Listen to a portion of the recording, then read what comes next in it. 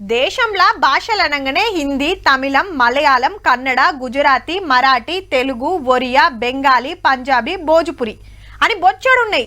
ఒక్కో రాష్ట్రానికి ఒక్కోటి. కాకుంటే దేశమంతా చూస్తే హిందీనే ఎక్కువ. మీది బాజుకు పోతనైతే అంతా అదే. ఇప్పుడు భాషల ముచ్చట దేనికి అంటారా? భాషల గురించి కొత్త ముచ్చట చెప్పిండు ఆంధ్ర సీన సీఎం పవన్ కళ్యాణ్ సారు. మన మాతృభాష అమ్మైతే దాని మన పెద్దమ్మ భాష హిందీ గదన్నట్టు తెలుగు అమ్మ భాషనట, హిందీ పెద్దమ్మ భాషనట. హైదరాబాద్ లో జరిగిన రాష్ట్ర భాష 50 ఏళ్ల పండుగల హిందీ గొప్పతనం గురించి గొప్పగా చెప్పిండు గిట్లా.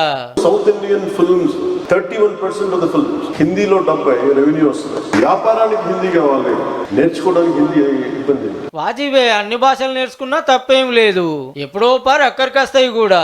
కానీ ఎవరి ఇష్టం వాళ్ళది. తప్పకుండా నేర్చుకోవాలని రుబాబు చేయబోయినందుకే అటు తమిళనాడులో ఇటు మహారాష్ట్రలో మస్తు లొల్లి నడుస్తున్నాయల్లా పవన్ కళ్యాణ్ సార్ మన కాడ గిట్లన బట్టే.